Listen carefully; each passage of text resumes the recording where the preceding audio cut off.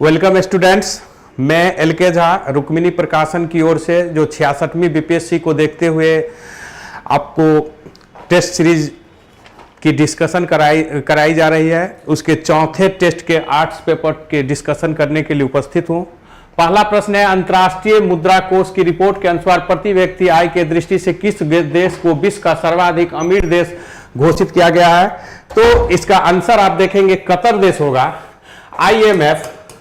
IMF ने Qatar देश के बारे में बताया कि 81 लाख रुपया जो है प्रति व्यक्ति आय वार्षिक है, जो दुनिया में सबसे अधिक है। दूसरे स्थान पर लगभग 70 लाख रुपया के साथ लग्जमबर्ग और 60 लाख रुपया के साथ सिंगापुर है। अमेरिका की इस सूची में जो है 38 लाख रुपया के साथ जो है 12वें स्थान पर दिया गया है और भारत का स्थान जो है 118वां है। जैसा कि जानते हैं कि भारत में प्रति व्यक्ति आय जो है सबसे अधिक गोवा राज्य का है। गोवा राज्य का प्रति व्यक्ति आय सबसे अधिक है और सबसे कम प्रति व्यक्ति आय जो है वह बिहार का है। यदि ऑल ओवर भारत में केंद्र शासित प्रदेश या राज्य को देखा जाए तो सबसे अधिक प्रति व्यक्ति आय जो है वार्षिक वह दिल्ली केंद्र शासित प्रदेश का है। दूसरा प्रश्न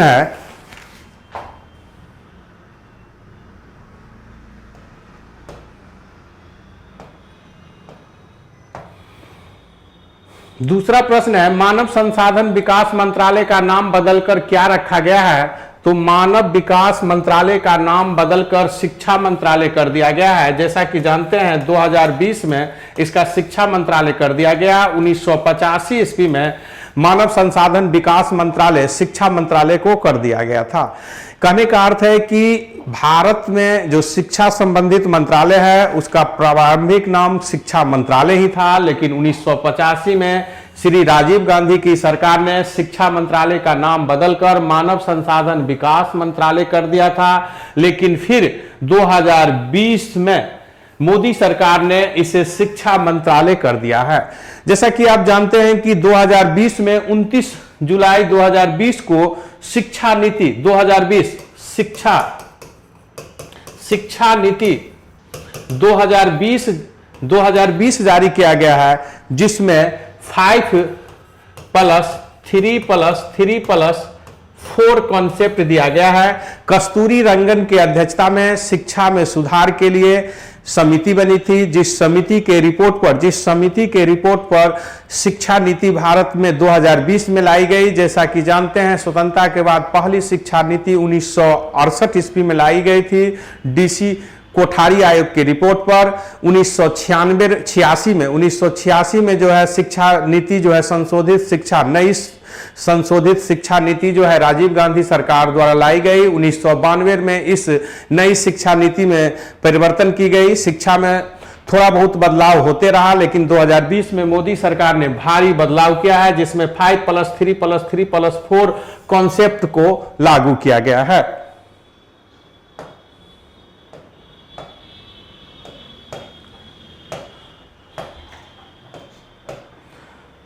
तीसरा प्रश्न, किस क्रिकेट टीम ने हाल ही में महिला T20 वर्ल्ड कप 2020 का खिताब जीत लिया है? तो ये 2020 का खिताब जीतने वाला जो है ऑस्ट्रेलिया है और ये उपविजेता भारत को हराकर ऑस्ट्रेलिया ने आईसीसी महिला T20 का खिताब जीता है। इसमें ऑस्ट्रेलिया की जीत हुई है और उपविजेता जो है वह भारत है।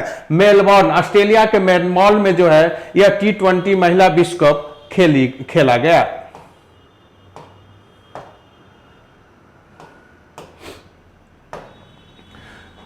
चौथा प्रश्न है कि निम्नलिखित में किस भारतीय राज्य में पहला हाथी पुनर्वास केंद्र?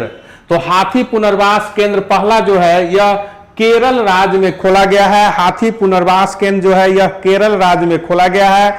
जैसा कि आप जानते हैं कि केरल में पेरियार नेशनल पार्क जो है वह हाथी के लिए काफी प्रसिद्ध है।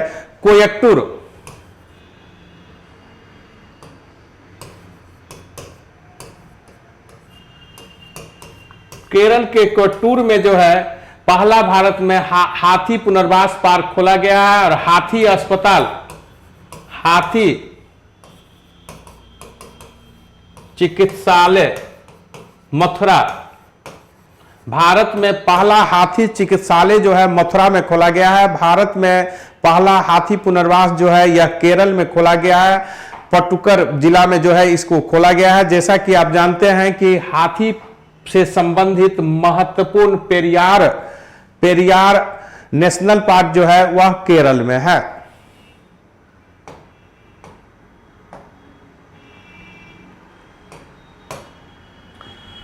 पांचवा प्रश्न है, जोनाथन आइव ने निम्नलिखित में किस कंपनी के मुख्य डिजाइन अधिकारी से त्यागपत्र दे दिया है? तो एप्पल, जोनाथन आइव ने एप्पल कंपनी के मुख्य डिजाइनर कार्यकारिणी अधिकारी के रूप से त्यागपत्र दे दिया है।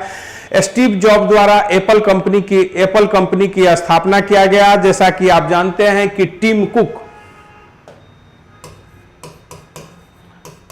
कुक जो है ये अभी एप्पल कंपनी के सीईओ है। एप्पल कंपनी के सीईओ टिम कुक है। सत्या नाडेल जो है माइक्रोसॉफ्ट कॉर्पोरेशन जो कंपनी है उसके सीईओ हैं। गूगल का जो है सुंदर पिचई जो है सीईओ हैं। पेटीएम के विजय शेखर शर्मा सीईओ हैं।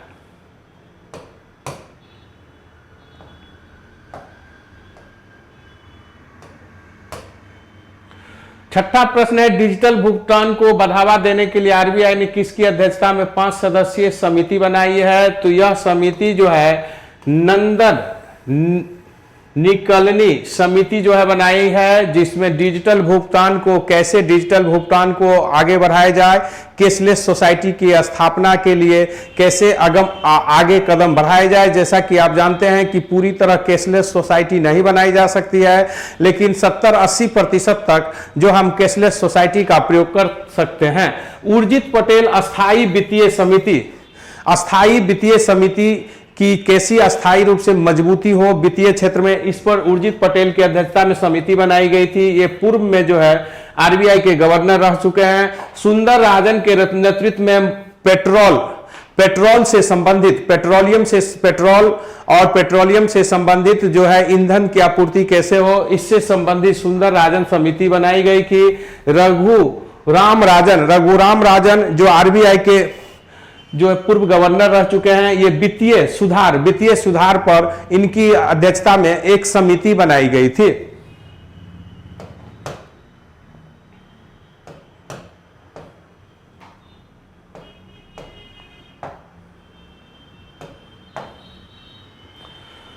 आठवां प्रश्न है, किसे प्रतिष्ठित विश्व खाद्य पुरस्कार 2020 से सम्मानित किया गया है? तो रतनलाल को जो है खाद्य पुरस्कार 2020 से सम्मानित किया गया है। ये भारतीय मूल के हैं और ये अमेरिका के नागरिक है।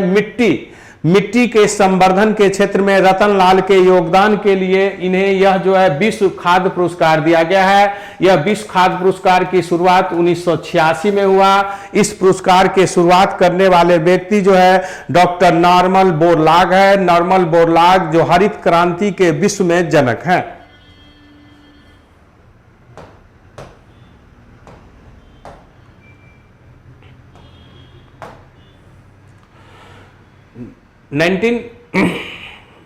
9 क्वेश्चन है, विश्व बैंक द्वारा जारी ease of doing business ranking 2020 में भारत को कौन सा स्थान प्राप्त हुआ है? तो 2020 में भारत को जो है वह 63वां स्थान दिया गया है। विश्व बैंक द्वारा ease of the doing business report जारी किया जाता है जिसमें 2020 में 63वां स्थान दिया है, जबकि 2019 में भारत का स्थान 17वां था, 77वां था। यानी कि इस तरह से देखेंगे कि 63वां आया है 2020 में, तो भारत ने इस क्षेत्र में भारी छलांग लगाई है। विश्व बैंक द्वारा ईज ऑफ डूइंग रिपोर्ट जारी की जाती है। इसमें न्यूजीलैंड को प्रथम स्थान दिया गया है। Easy of the doing business यानी बिजनेस करने में जो सरलता हो उसमें न्यूजीलैंड को प्रथम स्थान दिया गया है। यह विश्व बैंक द्वारा जारी की जाती है। 10वां प्रश्न है, ऑपरेशन नंबर प्लेट अभियान किस संस्था मंत्रालय द्वारा चलाया गया है? तो रेलवे सुरक्षा बल, रेलवे सुरक्षा बल द्वारा ऑपरेशन नंबर प्लेट जो है रेलवे सुरक्षा बल द्वारा चलाया गया है।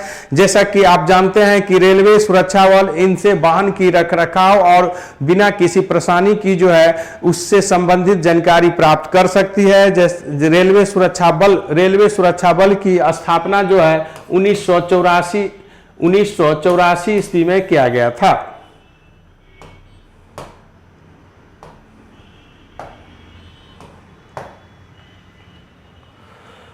11 प्रश्न, कौन व्यक्ति हाल ही में राष्ट्रीय अल्पसंख्यक आयोग के सचिव नियुक्त किए गए हैं? तो 11वां प्रश्न है कि नियुक्त किए गए हैं तो बी आनंद को हाल ही में राष्ट्रीय अल्पसंख्यक आयोग के अध्यक्ष नियुक्त किया गया है। जैसा कि जानते हैं कि 1992 में राष्ट्रीय अल्पसंख्यक आयोग बनाया गया, 1993 से ये कार्यरत है। 1993 से कार्यरत है। सैयद घरेलू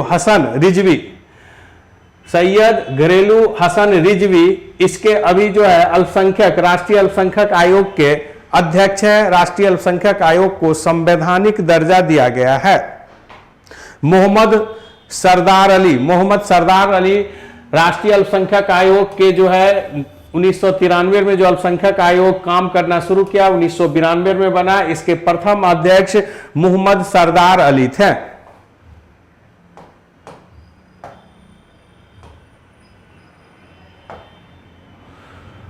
12 प्रश्न है कि गोपालगंज से रायसीना रोड किसकी जीवनी पर लिखी पुस्तक है?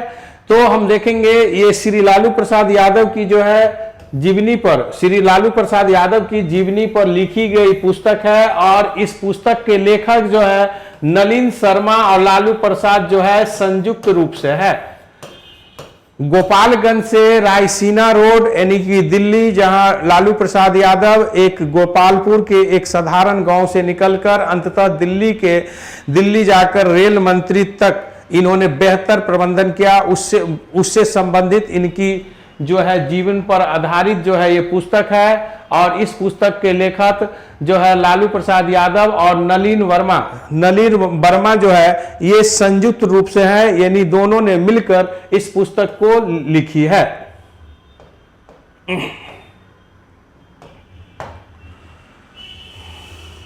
13वां प्रश्न है कि प्रतिष्ठित 2020 का बुकर पुरस्कार के लिए 13 लेखकों को चुने गए हैं। बर्नर्ड शुगर नाम की पुस्तक के लिए किन्हें जो है यह पुरस्कार दिया गया है? तो यह पुरस्कार जो है अवनी दोषी को यह दिया गया है। इस पुरस्कार में दिखाया गया है कि किस प्रकार की जटिल रिश्ते अपने पारिवारिक जीवन में होते हैं, जिसमें यह दिखाया गया है कि मां बेटी के बीच जो बर्नर्ड शुगर में मां बेटी के संबंध, जटिल रिश्ते और संघर्षशील जीवन को इस पुस्तक में दिखाया गया है। जैसा कि जानते हैं कि बुकर पुरस्कार जो है 1969 ईस्वी से दी जाती है और ये साहित्य के क्षेत्र में नोबेल पुरस्कार के बाद दूसरा सबसे बड़ा पुरस्कार माना जाता है।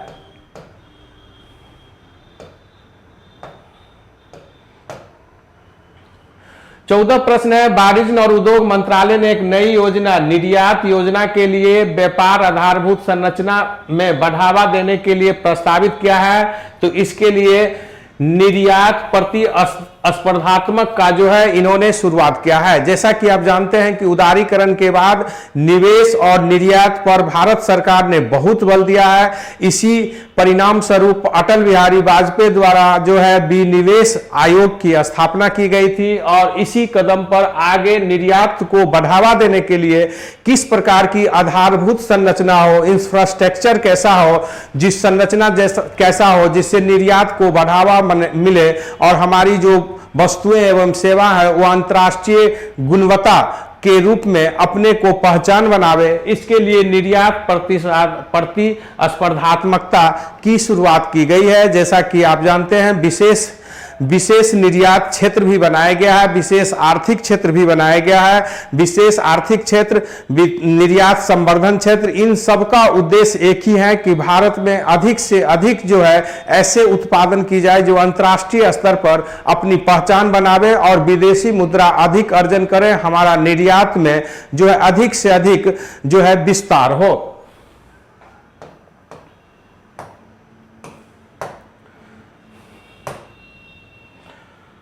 16 प्रश्न है कि बिहार के किस स्थान पर भारतीय राष्ट्रीय कांग्रेस का 1922 में अधिवेशन हुआ। तो 1922 में कांग्रेस का अधिवेशन बिहार के जो है गया में हुआ। इसकी अध्यक्षता सी आर दास ने किया। जैसा कि आप जानते हैं कि बिहार में 3 अधिवेशन हुई है स्वतंत्रता से पूर्व, 1912 ईस्वी में, 1940 ईस्वी में। ये जो है बांकीपुर पटना में है, और दूसरा जो है रामगढ़ जो अभी जो है झारखंड में है। तो बिहार में स्वतंत्रता से पूर्व अखिल भारतीय राष्ट्रीय कांग्रेस पार्टी की 3 अधिवेशन हुई। पहली अधिवेशन 1912 ईस्वी में बांकीपुर पटना में हुआ। दूसरी अधिवेशन 1922 ईस्वी में गया में चितरंजन दास की अध्यक्षता में हुआ, और तीसरी अधिवेशन 1940 में हजारीबाग रामगढ़ झारखंड में जो वर्तमान में है अबुल कलाम आजाद की अध्यक्षता में हुआ। प्रथम जो बांकीपुर अधिवेशन माधोलकर की अध्यक्षता में हुई थी। इन तीनों अधिवेशन ये 3 अधिवेशन ही अब तक जो है देखा गया कि स्वतंत्रता से पूर्व बिहार में हुई थी। हरिपुर ये अधिवेशन जो है जैसा कि आप जानते हैं कि 1938 ईस्वी में हुई, और इसकी अध्यक्षता जो है सुभाष चंद्र बोस ने किया था।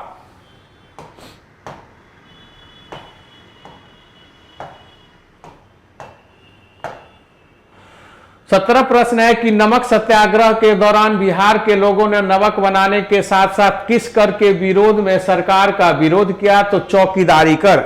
बिहार में नमक सत्याग्रह जो 6 अप्रैल 1930 को गांधी जी द्वारा गुजरात के तटीय गांव डांडी में नमक बनाकर नमक कानून तोड़कर नमक सत्याग्रह से भारत में नमक सत्याग्रह प्रारंभ किया, और सबनी अवज्ञा आंदोलन इसी के साथ प्रारंभ हुई। यह आंदोलन पूरे भारत में व्याप्त रही। गांधी जी द्वारा चलाया गया दूसरी सबसे सशक्त संगठित आंदोलन थी। इस आंदोलन में बिहार में भी तालाब से, झील से, विभिन्न स्थानों पर जो है नमक प्रतीक के रूप में बनाकर ब्रिटिश सरकार की नमक कानून को तोड़ा गया। लेकिन इस दौरान बिहार में 2 बहुत ही महत्वपूर्ण बात हुई, जिसमें एक चौकीदारी कर न अदायगी। चौकीदार के रूप में जो कार्य करते थे उनके लिए 4 आना प्रति माह प्रत्येक घर से ली जाती थी। इसका विरोध किया गया। इसी प्रकार कर न अदायगी भी सबनी अवज्ञा आंदोलन में देश में काफी लोकप्रिय हुआ। इसी दौरान वन कानून का भी भारत में भारी विरोध किया गया। बेतिया, चंपारण यानी गया आदि क्षेत्रों में चौकीदारी करके, मुंगेर आदि क्षेत्रों में चौकीदारी करके विरोध में भारी जो है आंदोलन चलाया गया। सबनी अवज्ञा आंदोलन को एक नई दिशा दी गई। इस दौरान एक बहुत ही महत्वपूर्ण घटना जो स्वदेशी से जुड़ा रहा, वह छपरा में विनोद सिंह जेल के जो कैदी थे, विनोद सिंह के नेतृत्व में नंगा आंदोलन चलाया, जिसका उद्देश्य स्वदेशी वस्त्र दो अथवा हम नंगे रहेंगे, नेक्ट रहेंगे। 18 प्रश्न है कि बिहार का अधिकांश क्षेत्र आच्छादित है, तो कच्छारी मिट्टी से संबंधित है। कच्छारी मिट्टी यानी जालोड मिट्टी, जालोड मिट्टी को ही कच्छारी मिट्टी कहा जाता है। यह बाढ़ या जल द्वारा निर्मित मिट्टी है। यह विश्व की सबसे अधिक उपजाऊ देने वाली मिट्टी में एक मिट्टी है। जैसा कि आप जानते हैं कि भारत में मुख्य जो मिट्टी है वह जालोड मिट्टी है। जालोड मिट्टी को 2 भागों में बांटा जाता है, खादर मिट्टी और बांगर मिट्टी। पुरानी जलोढ़ मिट्टी को हम बांगर मिट्टी कहते हैं, और नवीन जलोढ़ मिट्टी को हम जो है खादर मिट्टी कहते हैं। जो खादर मिट्टी अधिक उपजाऊ होती है। पेडोलॉजी में जो है मिट्टी का अध्ययन किया जाता है। तराई क्षेत्र में जो मिट्टी पाई जाती है वह रेतीले कंक्रीट होती है, जिसमें जल धारण की क्षमता कम होती है, यह कम उपजाऊ होती है। रेगूर मिट्टी, ये काली मिट्टी को रेगूर मिट्टी के नाम से भी जाना जाता है। जो कपासी मिट्टी है यह लावा मैग्मा निर्मित मिट्टी है।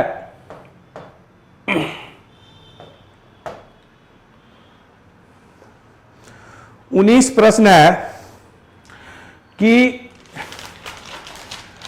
निम्नलिखित में से किस कोच फैक्ट्रिक ने वायरस से लड़ने के लिए पोस्ट कोविड कोच विकसित किया है?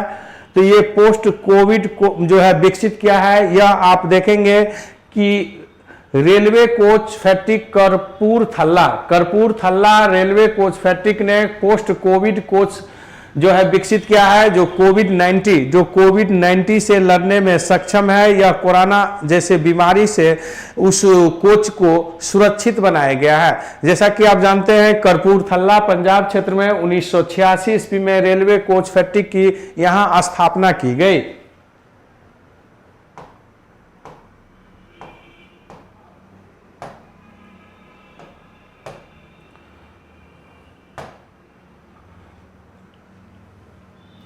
इक्कीस प्रश्न है, बौद्ध धर्म, हिंदू धर्म और जैन धर्म के शैलकृत गुहाएं एक साथ विद्यमान है। तो एलोरा में, ये एलोरा जो है राष्ट्रकूट वंश के शासकों द्वारा बनाया गया। ये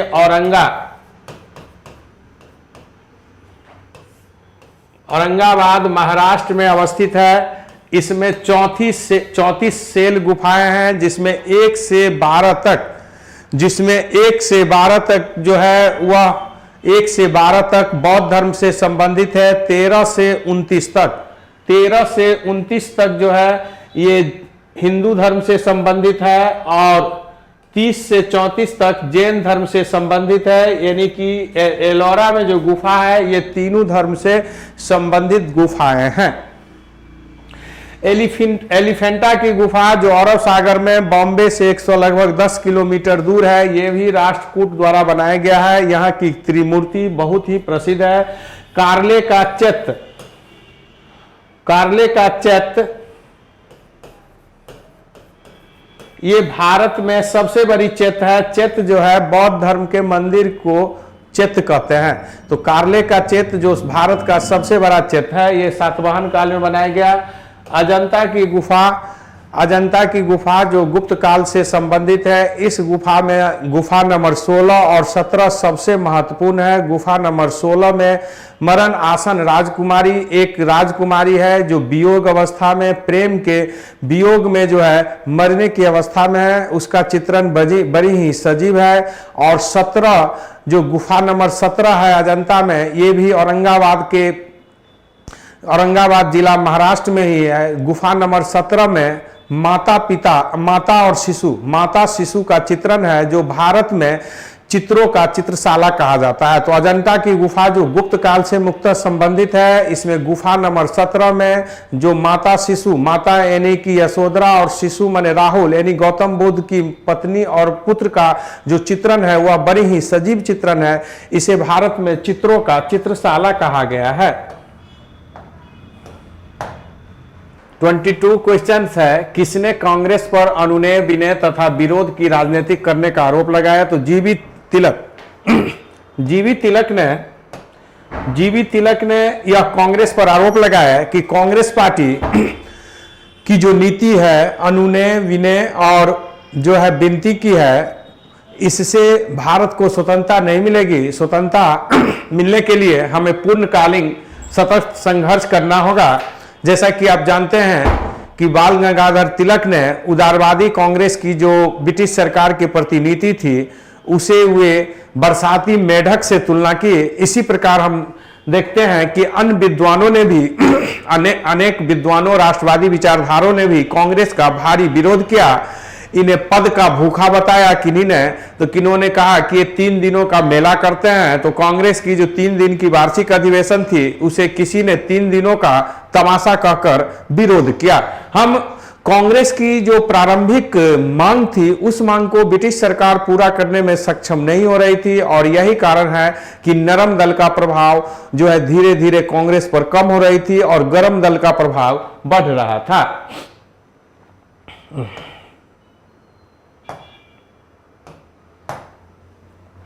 23 क्वेश्चन है, खासी एवं गारो भाषा को बोलने वाली जनसंख्या है। तो खासी एवं गारो भाषा की बोलने वाले की जनसंख्या जो है ये मेघालय राज्य में है। जैसा कि आप जानते हैं खासी, गारो, जैंतिया ये मेघालय में 3 प्रसिद्ध पहाड़ी भी हैं और ये 3 वहां की प्रसिद्ध जाति भी है और गारो और खासी वहां की प्रसिद्ध जो है भाषा भी है। केरल में जो है मलयालम भाषा द्रविड़ भाषा समूह की भाषा है, बोली जाती है। असम में असमिया भाषा अधिक मात्रा में बोली जाती है।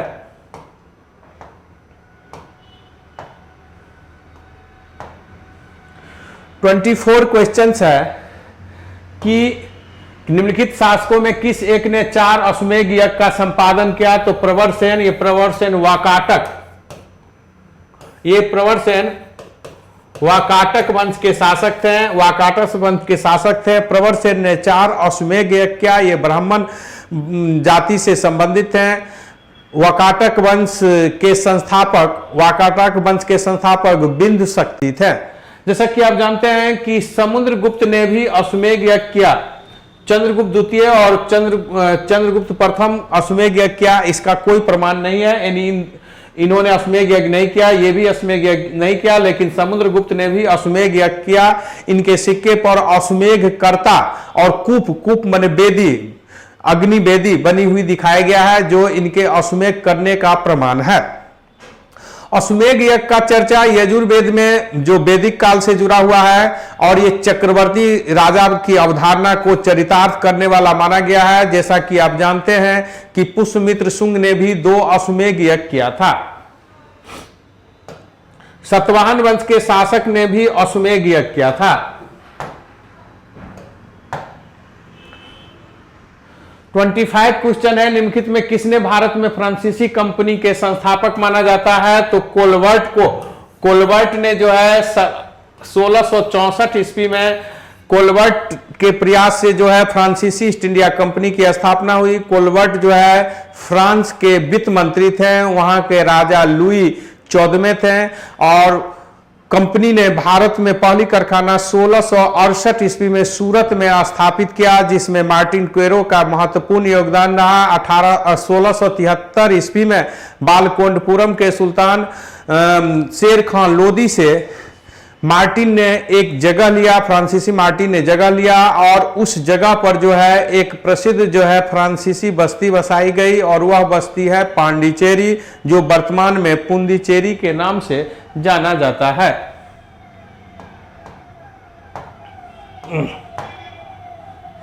(26) क्वेश्चन है, श्रीहरिकोटा द्वीप किसके निकट है? तो श्रीहरिकोटा द्वीप जो है पुलिकट झील के निकट है। पुलिकट झील के निकट है श्रीहरिकोटा द्वीप पर सतीश धावन अंतरिक्ष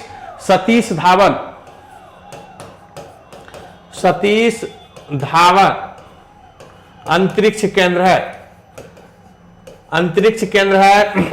ये श्रीहरिकोटा उड़ीसा में जुड़ा हुआ है। चिल्का झील भी ये उड़ीसा में है, जो तटीय झील, भारत की सबसे तटीय झील चिल्का झील है।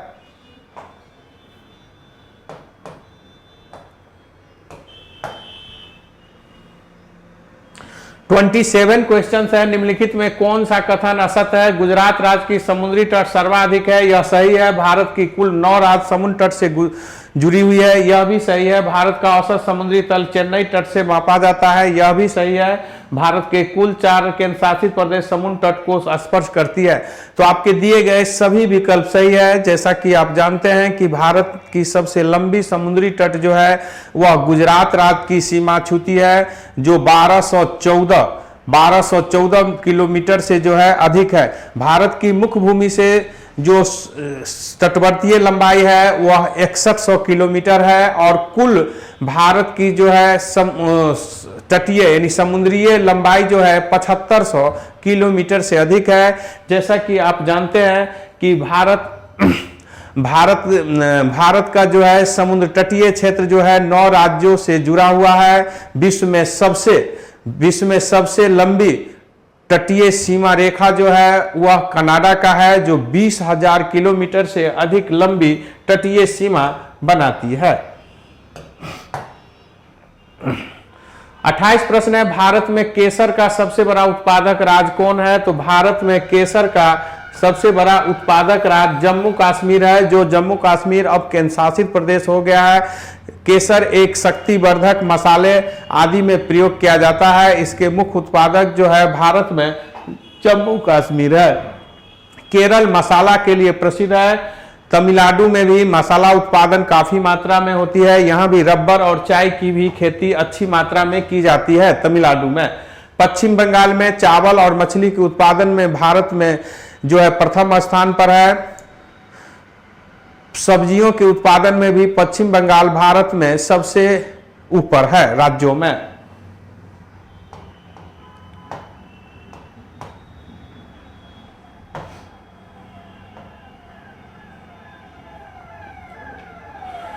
इकतीस प्रश्न है, कवि राजा जिसने नागरीदास के नाम से कृष्ण की प्रशंसा में छंद लिखे वह कौन थे? तो ये राजा सांबंत।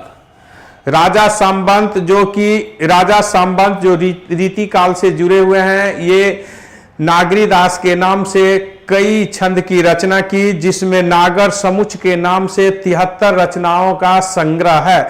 इनका मानना इन्होंने राजपाट छोड़ दिया और पूरी तरह कृष्ण भक्ति में लग गए। इनका एक कथन है, सभी कलह इके राज, राज कलह के मूल, यानी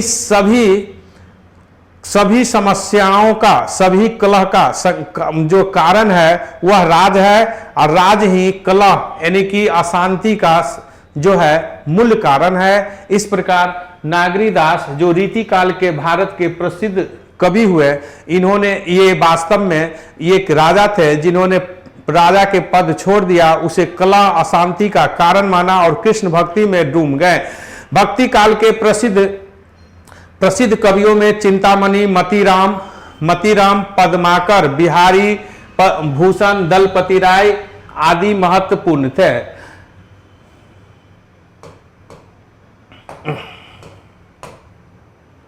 बत्तीस प्रश्न है, नेताजी सुभाष चंद्र बोस के लापता होने से जुड़े विभिन्न पहलुओं को अध्ययन के लिए गठित समिति किया गया है, उसके अध्यक्ष कौन है? तो एम के मुखर्जी की अध्यक्षता में जो है नेताजी के लापता होने संबंधित जांच करने जा रहा है। 1956 ईस्वी में सर्वप्रथम जो है नेताजी के जांच से संबंधित जो है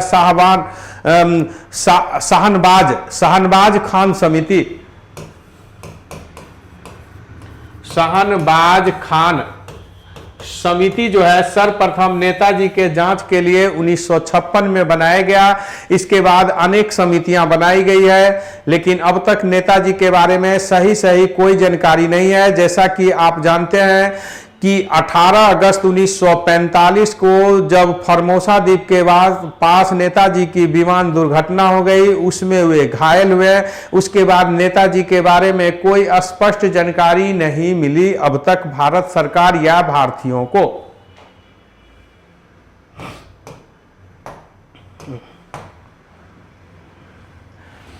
आपके इस प्रश्न में सूची दिया है जो विभिन्न कार्यों से जुड़े हुए हैं और वे उस क्षेत्र में ख्याति अर्जन किए हैं। तो MC मेहता तो ताजमहल संरक्षण एवं वकील के रूप में जो है ये प्रसिद्ध है। सुंदरलाल बहुगुणा जो है चिपको आंदोलन से जुड़े हुए हैं। अनिल अग्रवाल जो है CES के संस्थापक एवं पत्रकार हैं, एवं SP गोदरेज ये वन जीवन संरक्षण से जुड़े हुए हैं। तो ये 4 व्यक्ति हैं जो विभिन्न क्षेत्र से जुड़े हुए हैं। तो SC मेहता जो है ताजमहल संरक्षण से, चिपको आंदोलन से, अनिल अग्रवाल जो है CES के संस्थापक और पत्रकार, SP गोदरेज जो है वन जीवन संरक्षण से जुड़े हुए। ये 4 व्यक्ति और उनसे संबंधित उनके कार्यों का जो है ये मैचिंग करने से संबंधित है। जैसा कि आप जानते हैं कि ताजमहल के संरक्षण के लिए भी भारी प्रयास किया गया, जिसके बाद सुप्रीम कोर्ट ने उस पर शख्स जो है आदेश दिया, जिसके परिणाम स्वरूप ताजमहल की संरक्षण के लिए व्यवस्था की गई है।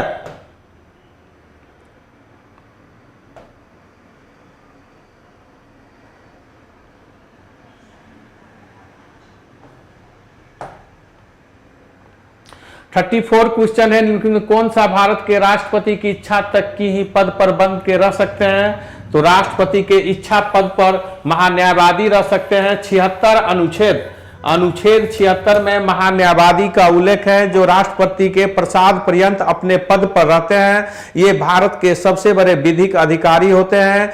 ये भारत सरकार के सबसे बड़ा कानूनी सलाहकार होते हैं। इनकी नियुक्ति राष्ट्रपति करते हैं। राष्ट्रपति जब तक उन पर विश्वास करे प्रसाद पर्यंत वे बने रहेंगे। इनकी नियुक्ति ऐसे व्यक्तियों में से की जाती है जो सुप्रीम कोर्ट के जज बनने की योग्यता रखते हो। के वेणुगोपालन भारत के महान्यायवादी हैं। उपराष्ट्रपति का कार्यकाल जो है ये 5 वर्ष के लिए होती है। राज्यपाल भी जो है राष्ट्रपति के इच्छा तक अपने पद पर रहते हैं। इसका आंसर ई हो जाएगा। राज्यपाल भी जो 155 अनुच्छेद के अधीन राज्यपाल की नियुक्ति राष्ट्रपति द्वारा की जाती है और ये तब तक अपने पद पर रहेंगे जब तक राष्ट्रपति चाहेंगे। साधारणतः इनकी नियुक्ति 5 वर्ष के लिए होती है, लेकिन इन्हें 5 वर्ष से पूर्व भी हटाया जा सकता है यदि राष्ट्रपति चाहे तो। लोकसभा का अध्यक्ष तब तक रहेंगे जब तक लोकसभा में उनकी जो है सदस्यों में बहुमत से चुने हुए हो और उन पर हटाने का प्रस्ताव नहीं लाया गया हो अथवा उनको नहीं हटाया गया हो। तो लोकसभा अध्यक्ष तब तक रहेंगे जब तक लोकसभा में उनकी बहुमत हो, तब तक वे अपने पद पर रहेंगे। 35 है, भारत में सर्वाधिक कॉफी उत्पादक राज्य कौन है? तो भारत में सर्वाधिक कॉफी के उत्पादक राज्य जो है ये कर्नाटक है। जैसा कि आप जानते हैं कि कर्नाटक में कॉफी का उत्पादन काफी मात्रा में होता है। कुछ मात्रा तमिलनाडु में भी इसकी खेती की जाती है। विश्व में ब्राजील जो है कॉफी कहवा के लिए सबसे प्रसिद्ध है। केरल में जो है रब्बल, मसाला, छोटी इलायची आदि के लिए भारत में सबसे अग्रणीय राज्य है तमिलनाडु में भी चाय पत्ती, कहवा, रबर आदि की उत्पादन होती है। असम चाय के उत्पादन में भारत में सबसे अग्रणीय है। 1835 में सर्वप्रथम असम में चाय की खेती प्रारंभ की गई।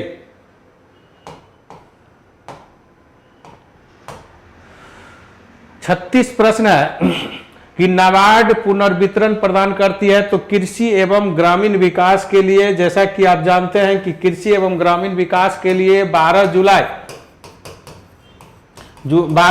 1982 को नाबार्ड की स्थापना हुआ। National bank for agriculture and rural development bank की स्थापना, जो भारत में जो है कृषि क्षेत्र की सर्वोच्च वित्तीय संस्थान है। इसकी स्थापना शिवरमन समिति की रिपोर्ट पर 12 जुलाई 1982 को की गई।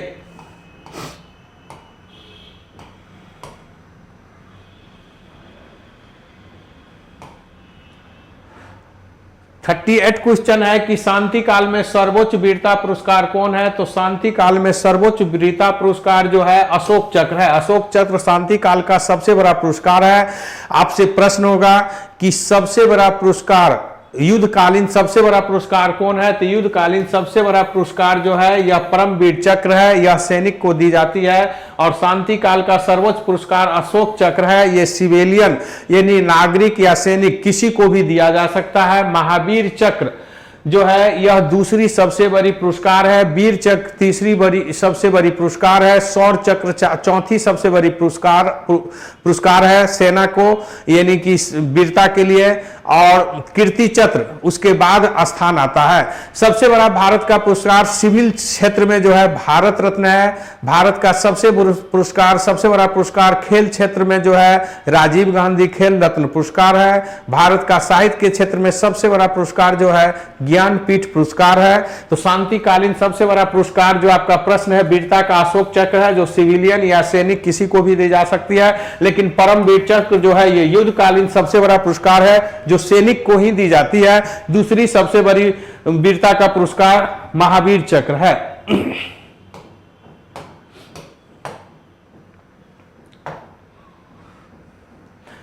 40 क्वेश्चन है, नियत विदेशी मुद्रा की दर को कौन बदल सकता है? तो नियत विदेशी मुद्रा के दर को आरबीआई बदल सकता है। आरबीआई भारत की सबसे बड़ी वित्तीय क्षेत्र की संस्थान है, सर्वोच्च संस्थान है, जो विदेशी विनिमय को भी निर्धारित करती है, विदेशी मुद्रा कोष को जो है बनाती है, और ये परिणात्मक और गुणात्मक रूप से जो है अस्थायी पूंजी निवेश और बढ़ावा देने के लिए, अर्थव्यवस्था को मजबूत बनाने के लिए मौद्रिक नीति की घोषणा भी करती है।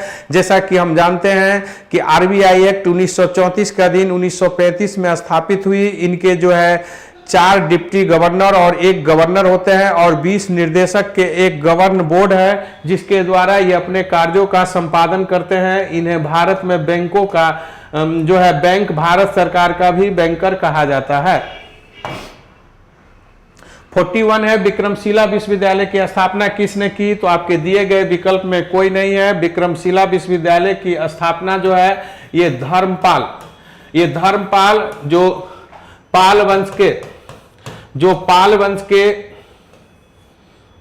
वंश के महानतम शासक थे, धर्मपाल, इनके द्वारा जो है विक्रमशिला विश्वविद्यालय की स्थापना की गई। विक्रमशिला विश्वविद्यालय बौद्ध धर्म के ब्रज्यान शाखा के सबसे महत्वपूर्ण केंद्र के रूप में उभरा। उदंतपुरी महाविहार की स्थापना भी धर्मपाल ने किया था। धर्मपाल त्रिकोणीय संघर्ष में भाग लिया था। कनिष्क के काल में चतुर्बौध संगीति का आयोजन हुआ था। गोपाल जो पाल वंश के संस्थापक थे, चंद्रगुप्त मौर्य जो मौर्य वंश के संस्थापक थे, और पुलकेशिन द्वितीय जो चालुक्य वंश के महानतम शासक थे।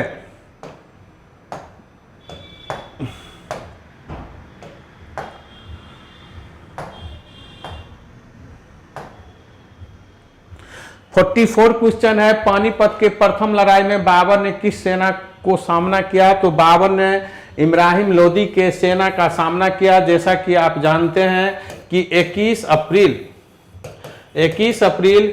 1526 को बाबर और इब्राहिम लोदी के बीच पानीपत का प्रथम युद्ध हुआ, जिसमें इब्राहिम लोदी जो है युद्ध करते मारा गया। जैसा कि जानते हैं कि युद्ध भूमि में घायल अवस्था में इब्राहिम लोदी को पकड़ा गया था, और बाबर ने कहा कि तौबा मांगो, यानी कि गलती मांगो, क्षमा मांगो। तो इस पर इब्राहिम लोदी ने कहा कि क्षमा तो खुदा से मांगा जाता है, आपसे हम क्षमा क्यों मांगू? इस प्रकार देखेंगे कि इब्राहिम लोदी की हत्या करके बाबर ने भारत में मुगल वंश की स्थापना की।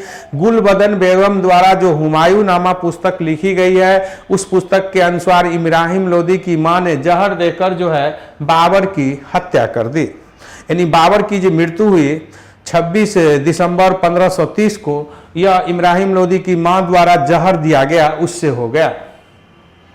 हेमू विक्रमादित्य हेमचंद्र के नाम से प्रसिद्ध।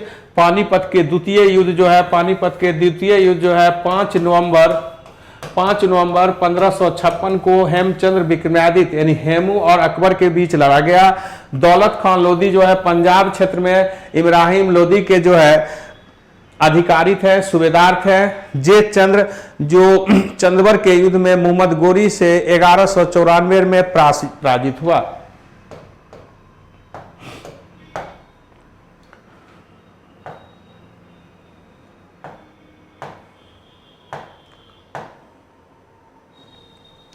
फिफ्टी क्वेश्चन है, भारत में गेंडों का प्राकृतिक निवास स्थान कहाँ है? तो भारत में काजीरंगा जो है ये भारत में गेंडों का जो है प्राकृतिक निवास स्थान है। जैसा कि आप जानते हैं कि गेंडा एक सिंग वाले गेंडा जो है ये काजीरंगा नेशनल पार्क में जो है पाया जाता है।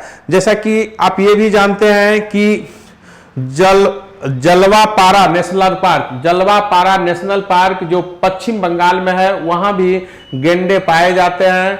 तो गेंडा जो भारत के प्राकृतिक निवास है वह मुख्यतः काजीरंगा वन में पाए जाते हैं। गिरी वन में जो है एशियन शेर के लिए गिरी वन जो गुजरात में है प्रसिद्ध है। भरतपुर में पक्षी अभयारण्य है जहां साइबेरियन पक्षी आदि जो है आते हैं।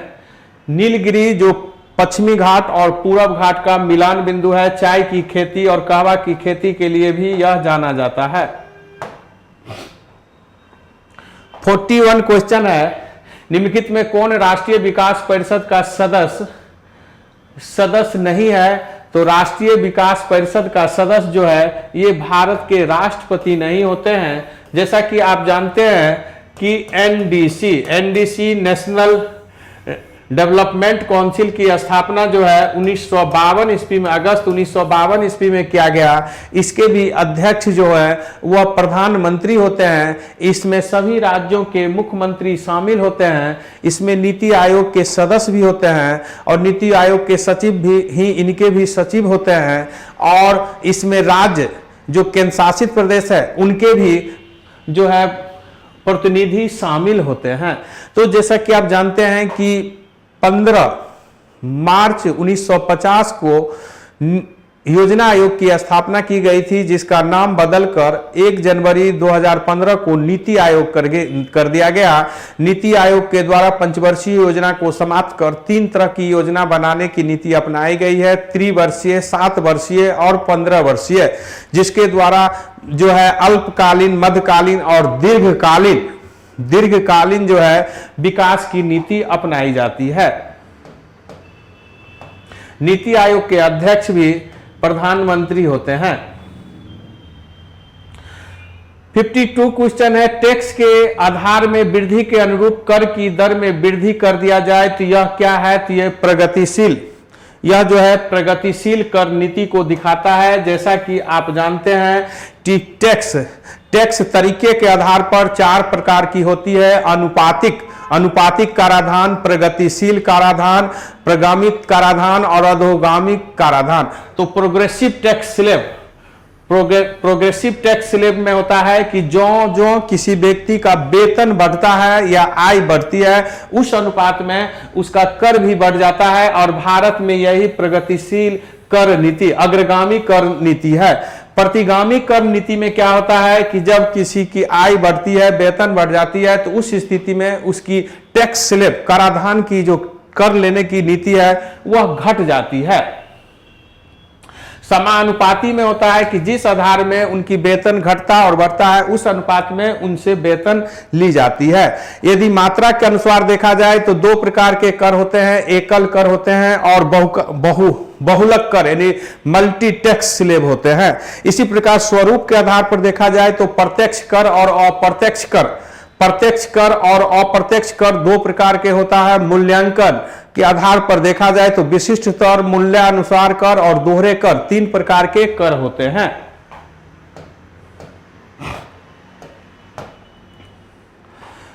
(53) है, नौकरशाही के सिद्धांत के संस्थापक या जनक किसे माना जाता है? तो नौकरशाही के जनक मैक्स वेबर जर्मनी के प्रसिद्ध समाजशास्त्री, जिन्होंने नौकरशाही के सिद्धांत को आधारित किया, जिसमें नौकरशाही के सिद्धांत में उन्होंने बताया कि नौकरशाह जो होते हैं वह लाल फीताशाही होते हैं, यथावादी यथास्थिति बनाने में विश्वास करते हैं, अनाम होते हैं, कर्तव्य निष्ठा होती है, तटस्थता होती है।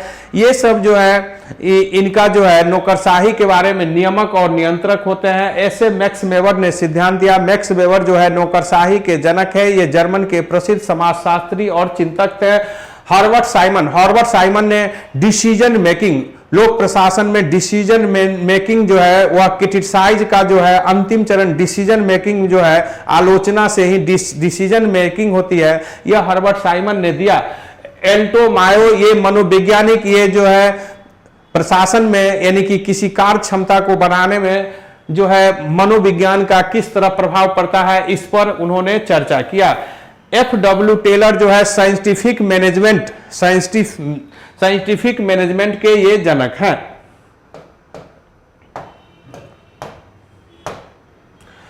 54 क्वेश्चन है कि वंदे मातरम गीत किस पुस्तक से ली गई है? तो वंदे मातरम गीत जो है यह जो है आनंद मठ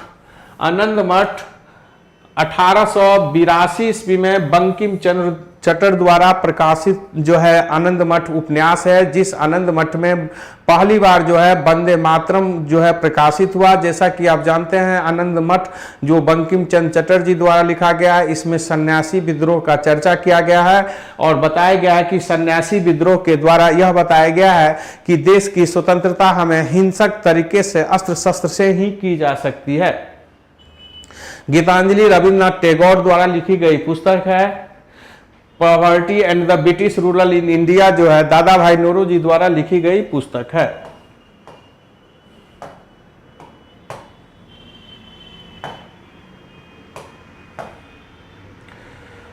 56 है, निजता का अधिकार किस अनुच्छेद के अंतर्गत आता है? तो निजता का अधिकार जो आपका दिया गया है अनुच्छेद 20 यहाँ लिख सकते हैं। 21 में निजता के अधिकार को शामिल किया गया है। जीवन के जीने के अधिकार में निजता के अधिकार को भी शामिल किया गया है। जैसा कि आप जानते हैं कि सुप्रीम कोर्ट ने ऐतिहासिक फैसला द्वारा बताया कि अनुच्छेद 21 के अंतर्गत जो है विस्तृत अधिकार प्राप्त है। अनुच्छेद 21 में लिखी हुई है कि प्राण एवं दैहिक स्वतंत्रता को विधि द्वारा स्थापित प्रक्रिया द्वारा ही वंचित की जा सकती है, अन्यथा नहीं की जा सकती है। तो इस आधार पर आप देखेंगे कि निजता के अधिकार को भी इसमें शामिल किया गया है। स्वच्छ वातावरण में रहना, स्वच्छ जल का प्रयोग, उचित वातावरण, स्वास्थ्य सुविधा, शिक्षा जो है, मान सम्मान से जीना, स्वच्छ वायु, स्वच्छ जल आदि प्राप्त करना भी जो है निजता के अधिकार से जुड़ा हुआ है, यानी 21 अनुच्छेद से जुड़ा हुआ है। 17 अनुच्छेद अस्पृश्यता छुआछूत के समापन से है। 18 अनुच्छेद में सभी प्रकार की वंशानुगत उपाधि को समाप्त करने से है। और 19 अनुच्छेद में 7 प्रकार की मौलिक जो स्वतंत्रता का अधिकार दी गई थी, जो वर्तमान में 6 है, उससे संबंधित है।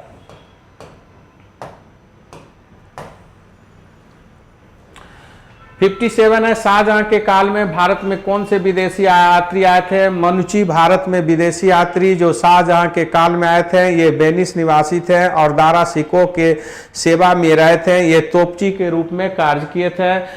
विलियम हॉकिंस जो है जहांगीर के काल में आए थे। टॉमस रो भी जहांगीर के काल में आए थे। इब्न बतूता जो है मोहम्मद बिन तुगलक के काल में आए थे।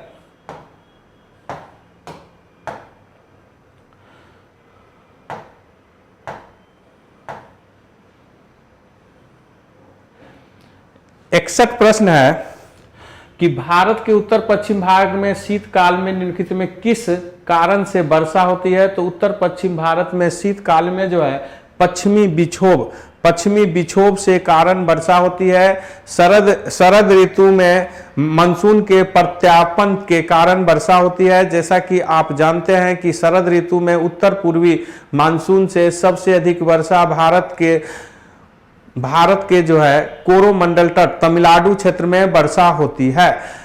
मानसून दक्षिण पश्चिम मानसून से भारत में मुख्यतः वर्षा होती है, जो लगभग 80% भारत में वर्षा इसी मानसून से होती है। मानसून शब्द मौसमी शब्द से बना हुआ है, ये अरबी भाषा का शब्द है और ये इसकी खोज 45 AD में हिप्पलस ने किया था।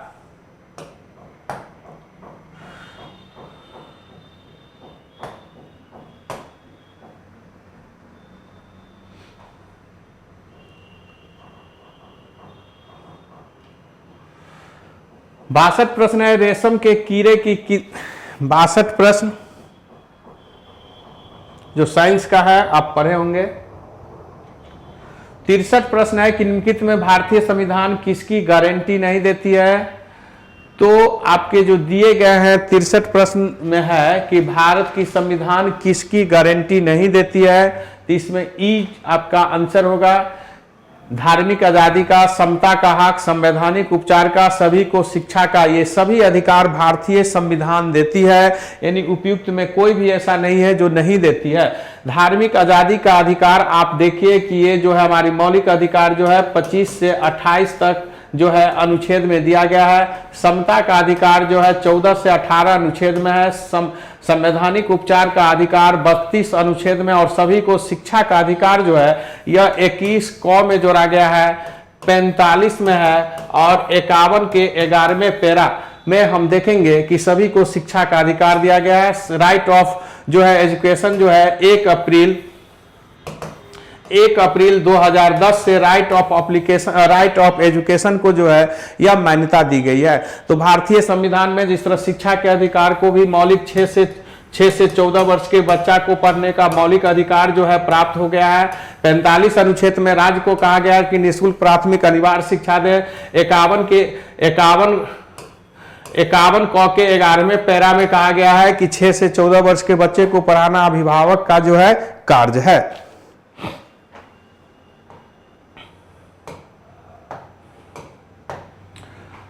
64 है, पंजाब में बड़ी संख्या में अपलावन नहर है। इसमें जल कहां से आती है? तो ये इसमें जल जो है सतलज नदी से आती है। जैसा कि आप जानते हैं कि पंजाब क्षेत्र में ये सतलज नदी जो है 1450 किलोमीटर लगभग इसकी लंबाई है, जिसमें 1000 किलोमीटर से अधिक 1000 किलोमीटर से अधिक जो है सतलज नदी जो है भारत से 1000 किलोमीटर से अधिक जो है सतलज नदी भारत से होकर गुजरती है। इसी में अपलावन नहर जो है निकाला गया है।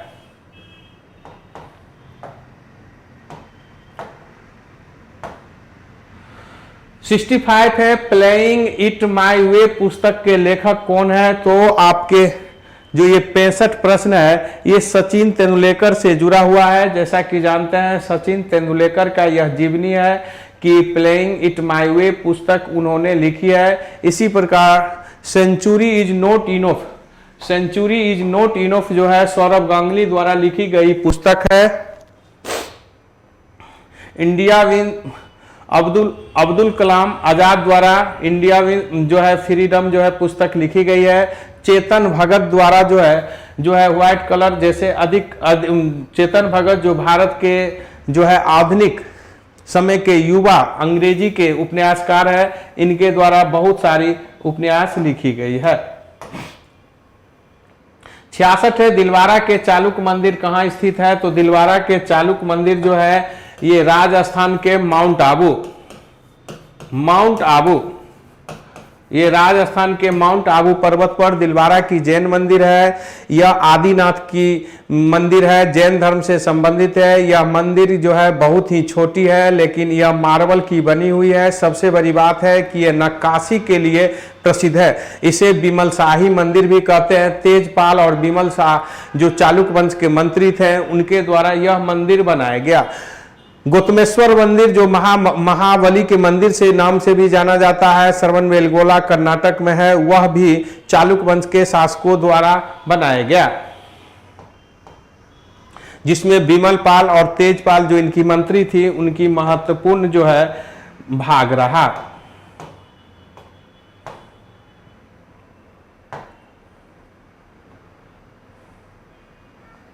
पुरालेख शास्त्र किसका अध्ययन करता है? तो शिलालेखों का अध्ययन करता है। शिलालेखों का अध्ययन एपिग्राफी में की जाती है। पिक्टोग्राफी में गुड लेख का अध्ययन किया जाता है। पिक्टोग्राफी में जो है गुड लेख का अध्ययन किया जाता है। जैसा कि न्यूमिस्मेस्टिक में सिक्कों का अध्ययन किया जाता है। हम जानते हैं कि एपिग्राफी में जो शिलालेखों का अध्ययन किया जाता है, भारत में सबसे प्राचीन शिलालेखने की परंपरा जो है अशोक ने विकसित की, जो फारस से प्रभावित थे। शिलालेख लिखने की कला को आगे विभिन्न राजाओं ने भी बढ़ाया। सर्वप्रथम 1837 में जेम्स प्रिंसेप ने अशोक के शिलालेख पढ़ने में सफलता पाई।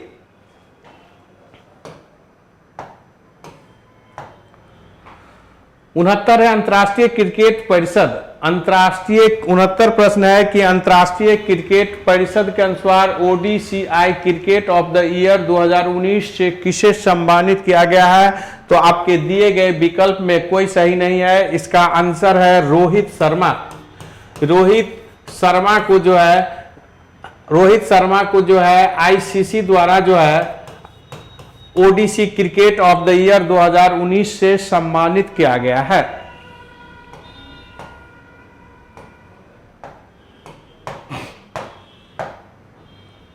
सत्तर प्रश्न है, ग्रेट बैरियर रीफ कहाँ है? तो ये प्रशांत महासागर। ग्रेट बैरियर रीफ जो है ये ग्रेट बैरियर रीफ जो है ये उत्तर पूर्व प्रशांत महासागर में अवस्थित है। यह जो है ऑस्ट्रेलिया और क्वींसलैंड जो ऑस्ट्रेलिया का एक राज्य है उससे जुड़ा हुआ है। यह विश्व का सबसे विशालतम सबसे बड़ा जो है ब्रीफ है। ये सबसे बड़ा जो है प्रबल भित्ति है और यह जो है काफी विस्तृत क्षेत्र में प्रशांत महासागर में फैली हुई है। भारत में जो लक्षद्वीप क्षेत्र है वह एटॉल के आकार का है, घोड़ा के नाल के आकार का, वह भी प्रबल भित्ति द्वीप है।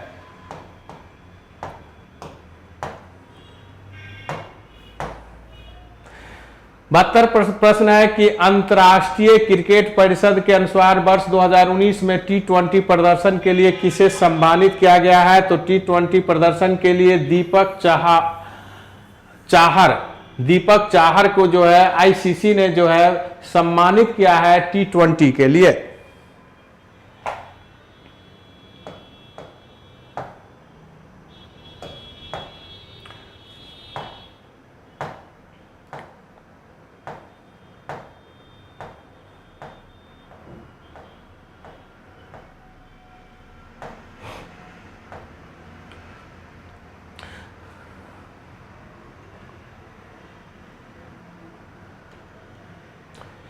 टी6 है अंतर्राष्ट्रीय क्रिकेट परिषद के अनुसार ICC women cricket of the year 2019 से सम्मानित किया गया है। तो एलिसे पेरी को यह सम्मान अंतर्राष्ट्रीय cricket of the year women ICC women cricket of the year पुरस्कार जो है एलिसा पेरी को दिया गया है।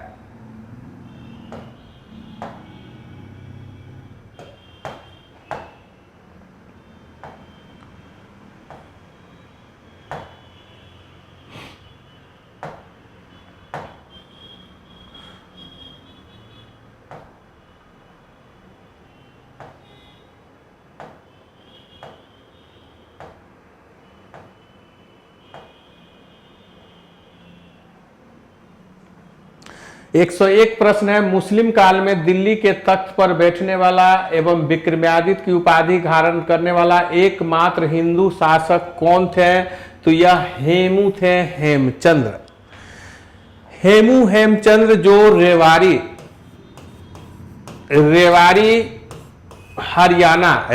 के रहने वाले बनिया जाति से संबंधित थे। इनके पूर्वज दादा पिता आदि जो है ये आगरा में रहकर व्यापार करते थे, नमक का व्यापार इनका चलता था। हेमू जो हेमचंद्र विक्रमादित्य के नाम से शासक बना। हेमू ने आदिल शाह शेरशाह सूरी के पुत्र, शेरशाह सूरी के उत्तराधिकारी जो है आप देखेंगे इस्लाम शाह के सेना में भर्ती हुआ और आगे चलकर जो आदिल शाह सूरवंश के शासक हुए उनके काल में ये प्रधान सेनापति बन गए। जैसा कि आप जानते हैं कि शेरशाह के बाद इस्लाम शाह शासक बने। इस्लाम शाह के शासन काल में हेमू ने सेना में साधारण सेना के रूप में भर्ती लिया था और इस्लाम शाह की 1553 में इस्लाम शाह की जो है मृत्यु के बाद इनके पुत्र फिरोज शासक हुए और मुबारिज खान इनके इस्लाम शाह के साला थे। फिरोज जो इस्लाम शाह के पुत्र शासक बने थे, 13 वर्ष के थे, उनके संरक्षक बने और यही मुबारिज खान ने अपने भांजा की हत्या करके ये आदिल शाह की उपाधि से शासक बन गया। आदिल शाह के शासन के काल में ही हेमू इनके योग्यता के बल पर प्रधान सेनापति बन गए और जब हुमायूं की मृत्यु हुई उस समय हेमचंद्र विक्रमादित्य ने आगरा दिल्ली पर अधिकार कर लिया। दिल्ली पर अधिकार करने के बाद हेमचंद्र के नाम से अपने को शासक घोषित कर दिया। ये विक्रमादित्य की उपाधि धारण करने वाले और दिल्ली के शासन करने वाले, गद्दी पर बैठने वाले अंतिम हिंदू शासक थे। जाहिर है कि इसके बाद आप देखेंगे कि 5 नवंबर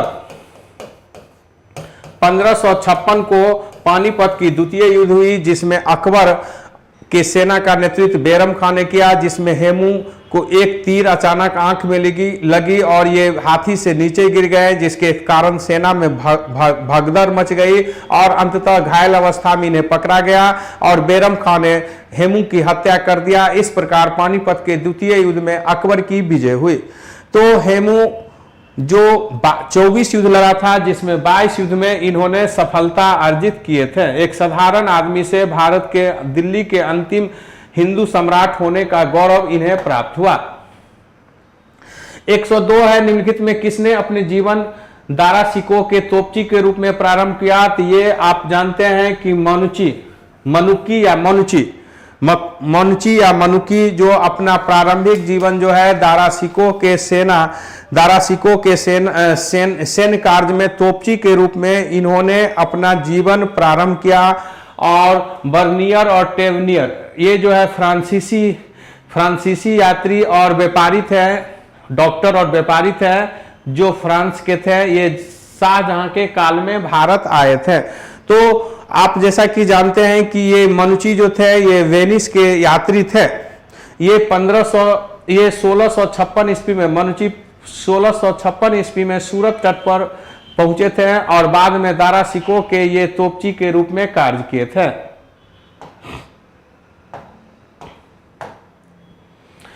103 है, मुगल सम्राट में नील उत्पादन में सर्वाधिक प्रसिद्ध क्षेत्र था। तो नील उत्पादन में वायना सर्वाधिक प्रसिद्ध क्षेत्र था। जैसा कि आप जानते हैं कि वायना अंग्रेज काल में भी, ब्रिटिश काल में भी भारत में जो है नील उत्पादन की महत्वपूर्ण क्षेत्र रहा। यहाँ की नील जो है बहुत उच्च गुणवत्ता युक्त होती थी, भारी मात्रा में उत्पादन होती थी, जिसकी अंतर्राष्ट्रीय बाजार में काफी मांग थी।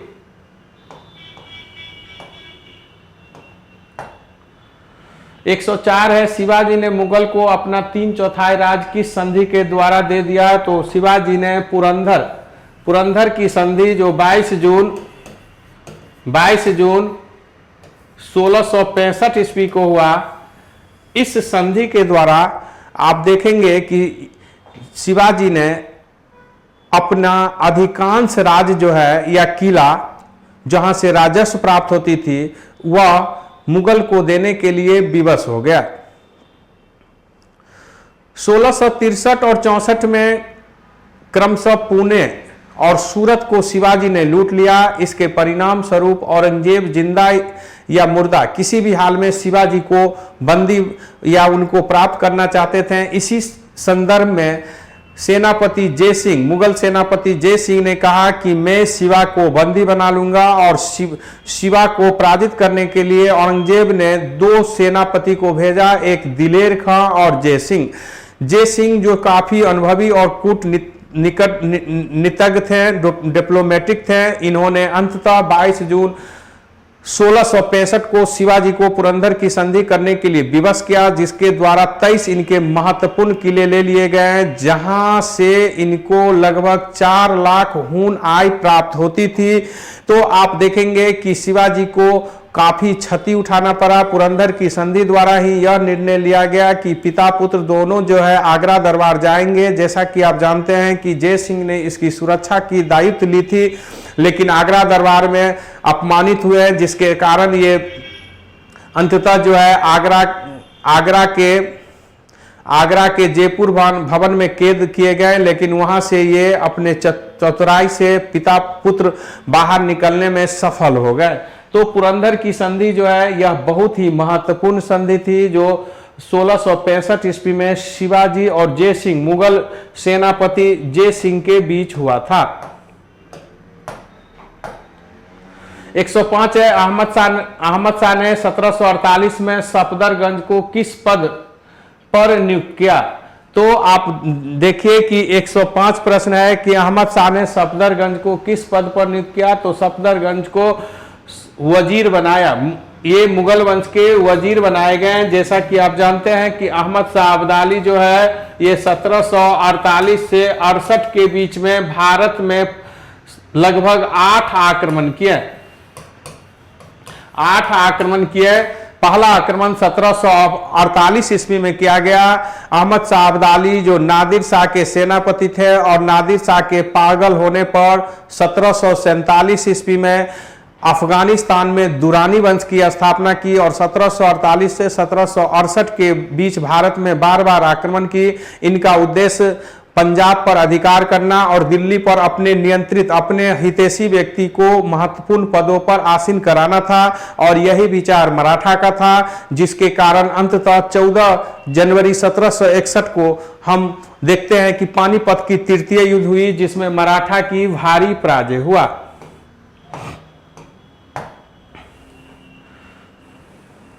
106 प्रश्न है कि शिवाजी की राजस्व व्यवस्था के संबंध में निम्नलिखित में कौन सा एक कथन सही नहीं है। तो उपज का 30% राज्य का राजस्व था।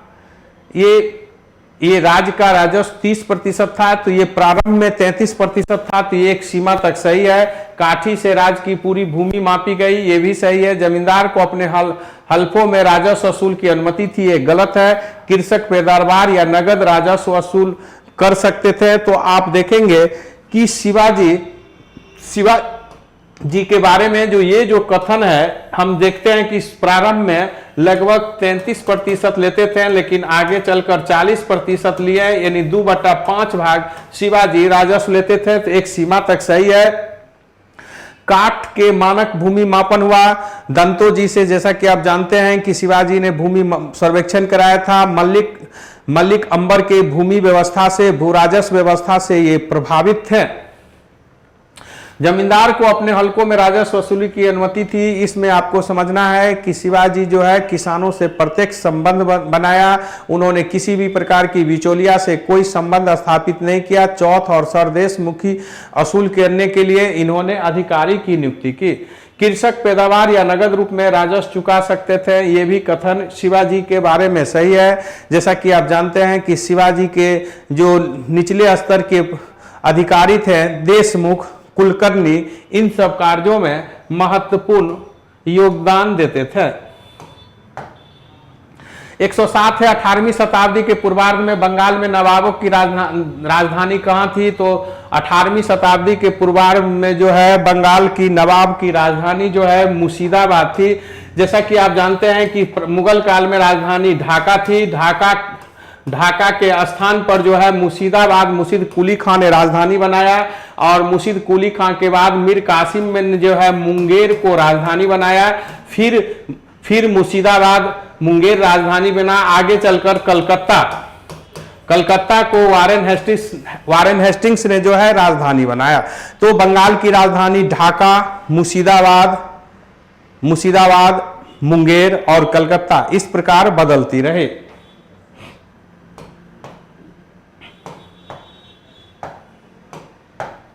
108 प्रश्न है, निम्नलिखित व्यापारी शक्तियों में किसने 1717 में चुंगी अदा करने की छूट दी गई? इसे अंग्रेज को दिया गया। जैसा कि आप जानते हैं कि 1717 में जो है फर्रुखसियर, मुगल बादशाह फर्रुखसियर ने जो है ब्रिटिश कंपनी को जो है मात्र 3000 सालाना देने पर चुंगी मुक्त व्यापार करने का अधिकार बिहार, बंगाल और उड़ीसा में दे दिया गया, जिसे निशान या दस्तक कहते थे, जिसे ओर्म नाम के एजेंट ने इसे मैग्ना कार्टा, व्यापार का मैग्ना कार्टा ब्रिटिश कंपनी के लिए कहा, और यह विशेषाधिकार किसी भारतीय व्यापारियों को भी प्राप्त नहीं था, या न ही विदेशी किसी अन्य कंपनियों को। अंततः यही व्यवस्था के कारण विवाद बढ़ता है, और यह विवाद काफी चरम अवस्था में बढ़ती है मीर कासिम के समय में।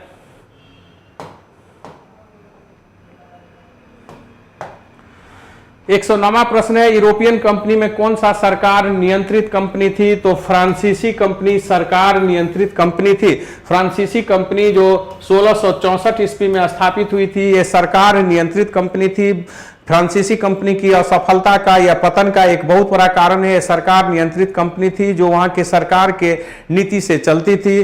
जैसा कि आप जानते हैं कि भारत में यूरोपियन कंपनी आए, उसमें सर्वप्रथम पुर्तगाल जो है ये 1502 ईस्वी में आए, डच जो है 1602 ईस्वी में आए, अंग्रेज जो है भारत 1608 ईस्वी में आए, और फ्रांसीसी 1616 ईस्वी में आए। इसमें फ्रांसीसी कंपनी जो है ये सरकार नियंत्रित कंपनी थी, जिसके संस्थापक कोलबर्ट जो वहां के वित्त मंत्री थे उन्हें माना जाता है। 110 प्रश्न है, मीर कासिम और ईस्ट इंडिया कंपनी के बीच झगड़े का मूल कारण क्या था? तो ईस्ट इंडिया कंपनी और मीर जाफर के बीच झगड़े का मूल कारण आंतरिक व्यापार पर लगने वाले कर को लेकर था। जैसा कि आप जानते हैं कि मीर जाफर, सिराजुद्दौला के बाद मीर जाफर राजा बना, लेकिन मीर जाफर जब अंग्रेज के असीम मांगों को पूर्ति करने में असफल हुए, उसके बाद जो है मीर कासिम को बनाया गया, और मीर कासिम ने ब्रिटिश कंपनी से अपने को बचाव के लिए, अपने से स्वतंत्र और स्वाभिमान के साथ शासन करने के लिए मुंगेर को राजधानी बनाया। और ब्रिटिश सरकार जो दस्तक जो कि फर्रुखसियर के काल में 1717 में ब्रिटिश कंपनी को दी गई थी, उसके अधिकारी कर्मचारी भी इसका निजी उपयोग करने लगे, यहाँ तक कि उसको भारतीय व्यापारियों द्वारा भी बेचे जाने लगा, जिसके कारण मीर कासिम को काफी राजस्व में क्षति होती थी और आर्थिक स्थिति बहुत अव्यवस्थित होने लगी, जिसके कारण कुछ समय के लिए मीर कासिम ने आंतरिक व्यापार, चुंगी मुक्त व्यापार पूरी तरह हटा लिया, यानी सबको चुंगी मुक्त व्यापार करने का अधिकार दिया, जिसे ब्रिटिश सरकार ने इसे चुनौती समझा, विशेषाधिकार का हनन समझा, और यही मीर कासिम से युद्ध का मुख्य कारण बना। जैसा कि आप जानते हैं कि 22 अक्टूबर 1764 को बक्सर के युद्ध में अंततः जो है मीर कासिम अवध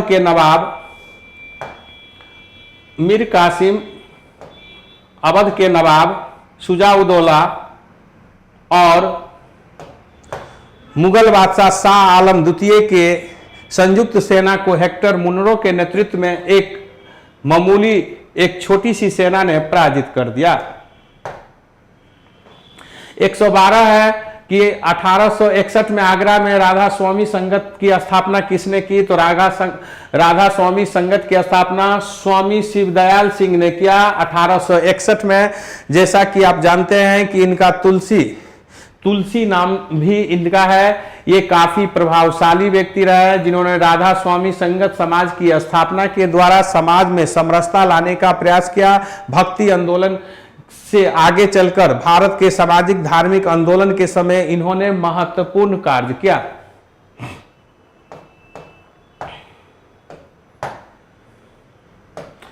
113 है 1906 में बॉम्बे में प्रथम भारतीय महिला विश्वविद्यालय की स्थापना किसने की? तो डीके कार्वे जो बहुत बड़े समाज सुधारक, महिला सुधार के क्षेत्र में इनकी योगदान बहुत बड़ी रही। इन्होंने महिला विश्वविद्यालय की स्थापना की। 1956 में इन्हें भारत रत्न से सम्मानित किया गया। BM मालवारी भी समाज सुधार से संबंधित है। दादा भाई नौरोजी जो भारत के स्वतंत्रता सेनानी में महत्वपूर्ण रहे।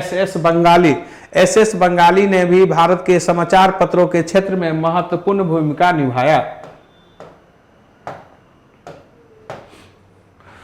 114 है कि हंटर कमीशन किसके विकास से संबंधित है? तो हंटर कमीशन प्राथमिक क्षेत्र में महत्वपूर्ण योगदान दिया। जैसा कि आप जानते हैं कि हंटर कमीशन की स्थापना जो है 1882 ईस्वी में लॉर्ड रिपन के काल में हुआ था। हंटर कमीशन ने प्राथमिक क्षेत्र पर अधिक बल दिया, तकनीकी विकास पर भी बल दिया, उच्च शिक्षा को बढ़ावा को भी उन्होंने आधार बनाया, लेकिन सबसे अधिक महत्व जो है विशेष जोर दिया। जब इस तरह की प्रश्न हो तो प्राथमिक शिक्षा पर इन्होंने विशेष जोर दिया। एक हंटर कमीशन भी और है, जो हंटर कमीशन ब्रिटिश सरकार द्वारा जालियांवाला कांड की जांच के लिए बनाई गई थी। जिस ब्रिटिश सरकार की ये हंटर कमीशन ने जालियांवाला कांड में जनरल और डायर की जो है कार्य को जो है कर्तव्यपरता मानते हुए उन्हें दोष मुक्त कर दिया था।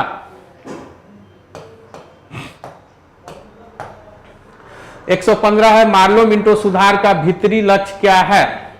तो इसका भीतरी लक्ष्य था एक भारत में एक समुदाय को दूसरे समुदाय से लड़ाना। मार्लो मिंटो सुधार जिसे भारतीय परिषद एक्ट 1909 को कहा जाता है। मार्ले उस समय भारत सचिव थे और मिंटो भारत के वाइसराय थे।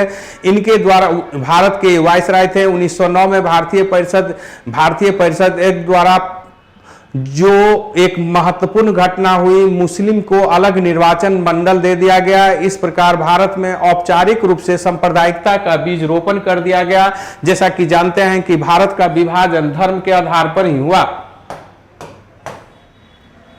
116 है किसने 1840 में करीब कुक्का आंदोलन का प्रारंभ किया? तो आप देखेंगे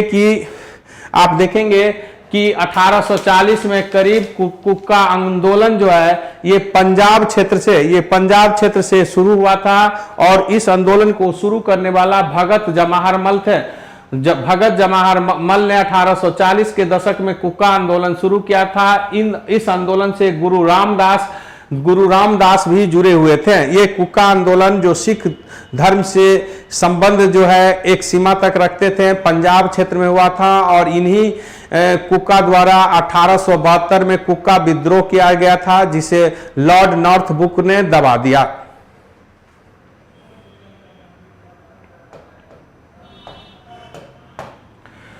एक 1857 में अंग्रेज के विरुद्ध जिहाद का प्रचार किसने किया? तो मौलवी मौलवी अहमद उल्लाह ने जिहाद का नारा जो है ये दिया। ये फैजाबाद से जुड़े हुए थे। फैजाबाद यानी अयोध्या से जुड़े हुए थे। 1857 के विद्रोह में समय इन्होंने जिहाद का नारा दिया। इस्लाम खतरे में है, इस्लाम को बचाने के लिए हमें ब्रिटिश सरकार से युद्ध करना चाहिए।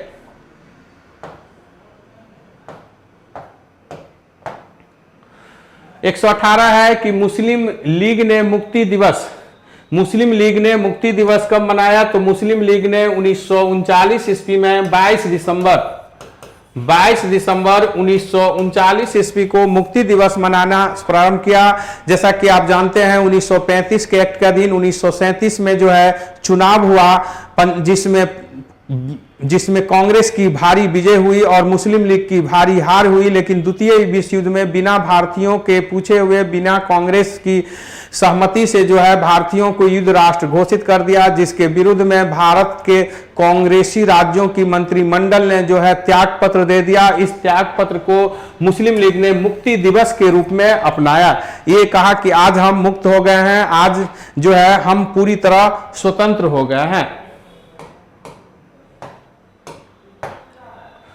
119 है प्रारंभिक हड़प्पा स्तरों में एक की खेत में जहां साथ दो फसल की बुआई की साक्ष्य मिलती है, तो ये कालीबंगा में मिलती है। ये कालीबंगा जिसको खोज बीबी लाल और बीके थापर द्वारा 1953 ईस्वी में की गई थी। ये राजस्थान में है। कालीबंगा से जोते हुए खेत का प्रमाण मिला है। यहाँ हवन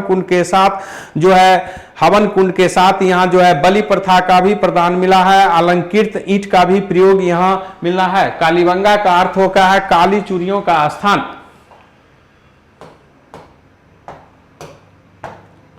एक 120 है निम्नलिखित में कौन से देवता एशिया माइनर के बोगाज कोई अभिलेख में मिलता है? तो बोगाज कोई अभिलेख में एशिया माइनर में जो है जहां 4 देवता का उल्लेख मिलता है, ये आपका आंसर इंद्र, वरुण, नासत होगा। जैसा कि आप जानते हैं बोगाज कोई अभिलेख जो 1450 बीसी का लगभग है, जहां पर वैदिक देवता इंद्र, वरुण, मित्र और नासत माने अश्विनी कुमार का उल्लेख मिलता है। जैसा कि आप जानते हैं कि ये चारों देवता वैदिक काल की महत्वपूर्ण देवता हैं, इसलिए यह प्रमाणित होने में एक प्रमाण है कि भारत आने से पूर्व आर्य मध्य एशिया में रहते थे। जैसा कि आप जानते हैं कि मैक्स मुलर ने इस सिद्धांत को सर्वप्रथम प्रतिपादित किया। इंद्र जो है सबसे महत्वपूर्ण वैदिक देवता ऋग वैदिक कालीन देवता थे, जिनकी 250 श्लोकों में आराधना की गई है। 121 है ऋग्वेद में सूक्तों की कुल वास्तविक संख्या क्या है? तो वास्तविक संख्या जो है सूक्तों की 1017 है। वास्तविक जो है सूक्तों की कुल संख्या जो है वह 1017 है। और यदि 1017 में 11 और बाल्य खिल है जोड़ दिया जाए तो 1028 हो जाता है, जिससे 10,484 के आसपास जो है इससे श्लोक बनाए गए। ऋग्वेद वेदों में सबसे प्राचीन वेद जो है यह ऋग्वेद है। जैसा कि आप जानते हैं कि सबसे प्राचीन वेद जो है ऋग्वेद है। ऋग्वेद जो है विश्व की प्रथम जो है धार्मिक पुस्तक है।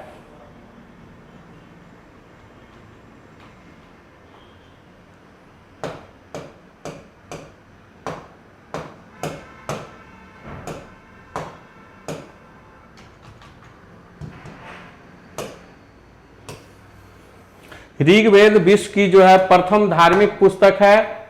122 है बुध को ईश्वर के रूप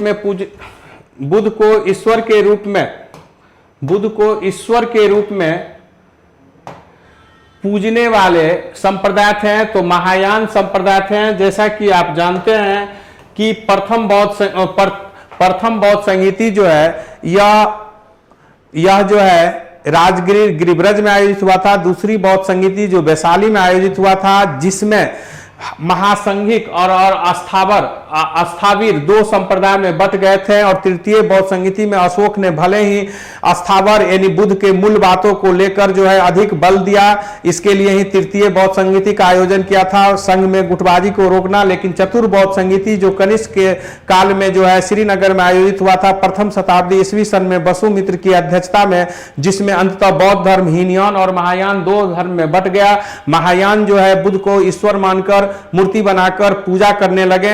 जैसा कि आप जानते हैं मथुरा में सर्वप्रथम बुद्ध की मूर्ति बनाई गई और सबसे अधिक बुद्ध की मूर्ति जो है गंधार कला में बनाई गई। हीनयान बुद्ध को गुरु उपदेशक जो है समाज सुधारक तक ही मानने में सीमित रखें। 123 से निम्नलिखित में किस अभिलेख में अशोक ने कहा कि सभी मनुष्य मेरी संतान है? तो प्रथम पृथक शिलालेख, प्रथम अशोक के प्रथम पृथक शिलालेख में अशोक ने कहा कि सभी मनुष्य जो है मेरे पुत्र के समान है। उनका मानना है जिस प्रकार जो है धाई बेहतर विश्वासी धाई को नियुक्त करके मां खुश रहती है, उसी प्रकार हम जो है विभिन्न बड़े पदों पर व्यक्ति को नियुक्त करके हम जनता के प्रति पूरी तरह जो है सो खुश है कि वे लोग जहां भी है मेरे संतान की तरह हैं और उनकी देखभाल बेहतर ढंग से कर रहा है। तो प्रत्येक मनुष्य को, प्रत्येक प्रजा को अपना संतान माना। यह अशोक पहला व्यक्ति है, संभवतः पहला राजा है जो प्रजा को अपने पुत्र की तरह माना। उन्होंने कहा कि जिस प्रकार प्रत्येक व्यक्ति अपने पुत्र के लिए चिंतित रहते हैं, मैं उसी तरह प्रत्येक प्रजा के हित के लिए चिंतित हूं। जैसा कि आप जानते हैं कि अशोक भारत में सर्वप्रथम शिलालेख लिखने की परंपरा शुरू की और अशोक के जो है बृहत शिलालेख जो 14 है, जिसमें एक कलिंग पृथक शिलालेख भी है।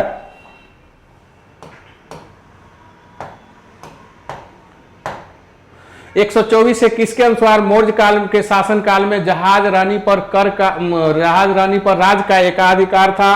तो इसका उल्लेख जो है कौटिल्य के अर्थशास्त्र में हमें मौर्य प्रशासन के बारे में सबसे अधिक जानकारी मिलती है। मौर्य प्रशासन भारत में पहली बार एक परिपक्व, एक विस्तृत प्रशासन शुरुआत की जो निरंकुश तो थी लेकिन लोक कल्याणकारी अवधारणा पर आधारित थी। परिपक्व विदेश नीति पहली बार आया जो हम विदेश पर आक्रमण नहीं करेंगे लेकिन नजर झुकाएंगे नहीं, नजर उठा के रहेंगे। हम एक दूसरे से कदम में कदम मिलाकर हम एक दूसरे के सुख दुख में साथ बनेंगे। लेकिन यदि कोई विदेशी हम पर आक्रमण करती है तो उसे हम मुंहतोड़ जवाब देंगे। यह जो है मौर्य काल की प्रशासन की एक विशेषता रही। सभी महत्वपूर्ण संसाधनों पर राज्य का एकाधिकार रखा गया, जंगल, वन, खान आदि। जैसा कि अर्थशास्त्र में इसके बारे में विस्तृत जानकारी मिलती है। अर्थशास्त्र में यह भी बताया गया कि कर नहीं देने वाले को जो 10% थी मृत्यु दंड देने का प्रावधान किया गया है।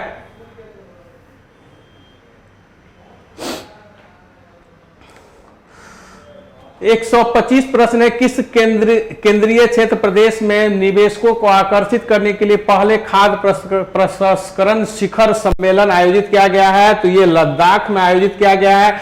जैसा कि आप जानते हैं कि 31 अक्टूबर 2019 को लद्दाख और जम्मू कश्मीर को 2 केंद्र शासित प्रदेश बना दिया गया है और लद्दाख और जम्मू कश्मीर में जो है 370 धारा हटाने के बाद वहां अब जो है निवेशकों को बढ़ावा देने के लिए इस तरह का प्रयास की जा रही है। इसी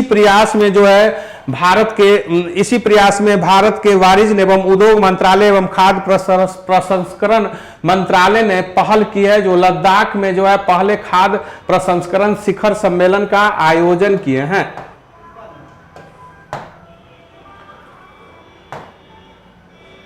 127 है फूलन देवी फिल्म का निर्देशन किसने किया? तो फूलन देवी फिल्म का निर्देशन शेखर कपूर ने किया। फूलन देवी बैंडिट क्वीन जैसी फिल्म जो बनाई गई इन पर, फूलन देवी जो एक उत्तर प्रदेश की जो महिला जो अपने सामाजिक प्रताड़ना के कारण एक डाकू बन गई थी, बाद में समाजवादी पार्टी से ये संसद बनने में भी सफल हुई थी।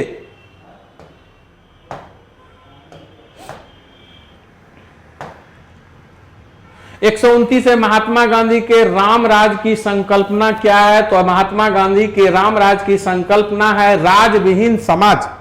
राज विहीन समाज, जैसा कि आप जानते हैं कि जब भारत स्वतंत्र हो गई तो महात्मा गांधी ने एक प्रस्ताव रखा कि कांग्रेस को अब विघटित कर दिया जाना चाहिए क्योंकि कांग्रेस की अपनी उद्देश्य को प्राप्त करने में सफल हो गया। महात्मा गांधी की राम राज की अवधारणा एक महज जो है आदर्शवादी है। यह जो है रिलीजन में होना संभव दिखाई नहीं देती है। तुलसीदास जी ने रामचरितमानस में लिखे हैं कि देहिक देविक भौतिक तापा राम राज नहीं कछु कलेशा, यानी राम राज में किसी प्रकार की जो तप, 3 प्रकार की तप होती है, कलेश होती है, उसमें कोई ने एक देहिक होती है, दूसरा देविक होती है और तीसरा भौतिक होती है। तो यानी रोग हो जाना शरीर में, दूसरा देहिक देविक का अर्थ है भूकंप, अर्थक्वेक आ जाना, और तीसरा भौतिक यानी कि दुर्घटना हो जाना। तो राम राज्य में किसी भी प्रकार की कलेश की कोई चिंता नहीं थी। यही अवधारणा, राम राज्य की अवधारणा महात्मा गांधी ने लिए। ग्राम को स्वराज दिलाना राष्ट्र के स्वराज के बराबर महात्मा गांधी ने माने, और पंचायती राज में 40वां अनुच्छेद जो है वो गांधीवादी दर्शन को ही दर्शाता है। तो राज विहीन समाज माने एक समाज ऐसी हो जिसमें सबको समान अधिकार और समान रूप से कार्य करने की छूट हो। 131 से वह एकमात्र वायसराय कौन थे जिनकी भारत में हत्या हो गई? तो वह व्यक्ति जो थे लॉर्ड मेयो थे। लॉर्ड मेयो को 1872 ईस्वी में पोर्ट ब्लेयर में जब वो कार्यालय में ही अंडमान निकोबार द्वीप की जो राजधानी है पोर्ट ब्लेयर जो बंगाल की खाड़ी में है, वहां मेयो जब गए थे तो एक अफगानी ने इनकी हत्या कर दिया। जैसा कि जानते हैं कि भारत में लॉर्ड कॉर्नवालिस पहले गवर्नर जनरल है जिनकी भारत में मृत्यु हुई, और उनके मृत्यु के बाद उनका यहाँ स्मारक भी गाजीपुर में स्मारक भी है जो कि उत्तर प्रदेश में है।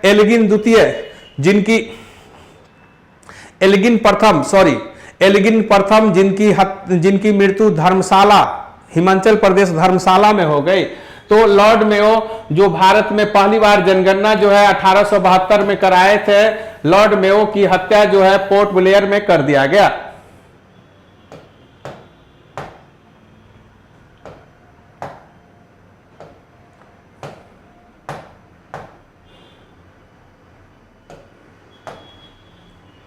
एक 132 से थियोसॉफिकल सोसाइटी के संस्थापक कौन थे? तो थियोसॉफिकल सोसाइटी के संस्थापक जो है मैडम व्लाडवस्की और कर्नल आलकट। 1875 ईस्वी में थियोसॉफिकल सोसाइटी की स्थापना की गई। 1882 ईस्वी में इसकी आरडीआर मद्रास भारत में, तमिलनाडु के पास भारत में इसकी शाखा खोली गई। थियोसॉफिकल सोसाइटी भारतीय धर्म और समाज में जो है अधिक रुचि ली और विश्वास व्यक्त किया। इस प्रकार अंतर्राष्ट्रीय स्तर पर भारतीय धर्म और समाज की जो है बढ़ावा मिला। 1893 ईस्वी में थियोसॉफिकल सोसाइटी के सदस्य के रूप में एनी बेसेंट शामिल हुई। 1907 में एनी बेसेंट थियोसॉफिकल सोसाइटी की अध्यक्ष बनी। जस्टिस रनाडे जो पश्चिम भारत के सुकरात, पश्चिम भारत में जनजागरण के अग्रदूत कहे जाते हैं। भारत में उग्र विचारधारा यानी गर्म दल के जो है विचारधारा लाने वाले में बाल गंगाधर तिलक को सबसे ऊपर रखा जाता है। बाल गंगाधर तिलक को वैलेंटाइन सिरोल ने अनरेस्ट ऑफ इंडिया में अशांति का पिता, भारत में अशांति का पिता जो है बाल गंगाधर तिलक को कहा है।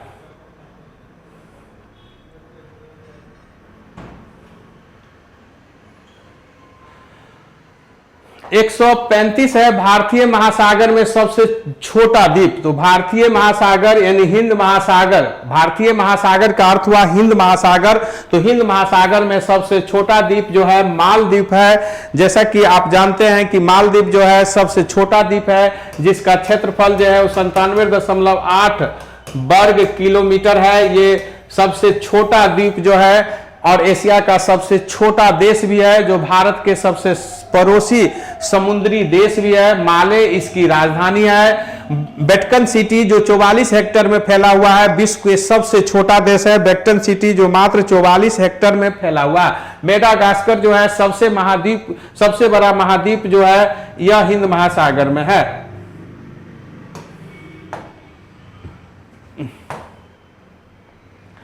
एक 137 प्रश्न है, निम्नलिखित राज्यों में से सर्वोच्च साक्षरता दर किस राज्य में है? तो जो आपके दिए गए विकल्प है उसका आंसर मिजोरम हो जाएगा।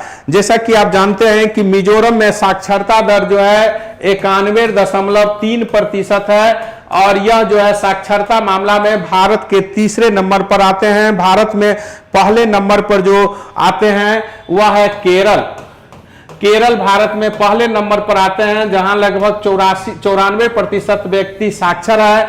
लक्षद्वीप में 91.8% लोग शिक्षित है जो केंद्र शासित प्रदेश में है, लेकिन राज्य के रूप में केरल प्रथम स्थान पर है। मिजोरम जो है इस स्थिति में देखें तो दूसरे स्थान पर आ जाता है। पंजाब में आप देखेंगे कि लगभग 74%, पंजाब में लगभग 74% जो है साक्षरता है। महाराष्ट्र में जो है 77% से अधिक जो है साक्षरता है, और ओडिशा में 68% से अधिक साक्षरता है। तो ये विभिन्न राज्यों और उसके साक्षरता संबंधित है। जैसा कि आप जानते हैं कि भारत में साक्षरता 74.04% है 2011 के जनगणना के अनुसार, जिसमें 82.1.6% जो है पुरुष है और 65.46% महिला है। सबसे कम जो है साक्षरता जो है वह 61.80% बिहार की 2011 के जनगणना के अनुसार है। 138 प्रश्न है कि भारत में जनसंख्या वृद्धि का मुख्य कारण क्या है। तो भारत में जनसंख्या वृद्धि का मुख्य कारण है, जन्म दर में तो वृद्धि होती है किंतु मृत्यु दर में कमी हो रही है। जैसा कि आप जानते हैं किसी देश की जनसंख्या की जो है 4 स्टेज होती है। प्रथम स्टेज में जन्म दर और मृत्यु दर दोनों बहुत होती है, ये अल्प विकसित राष्ट्र में होती है जहां शिक्षा, स्वास्थ्य, आधारभूत सुविधा की कमी होती है। दूसरी अवस्था विकासशील की होती है जहां जन्म दर में तो वृद्धि होती है लेकिन मृत्यु दर में कमी आती है। स्वास्थ्य, शिक्षा आदि क्षेत्र में कुछ सुधार होने लगती है। तृतीय अवस्था विकसित देश में है जहां जन्म दर और मृत्यु दर दोनों में संतुलन होती है। और चौथी अवस्था है जहां जन्म दर कम होने लगती है और मृत्यु दर अधिक होने लगती है, जो विकसित देश की डेवलप्ड कंट्री की चरम अवस्था को दर्शाती है। तो भारत में जैसा कि आप जानते हैं कि प्रति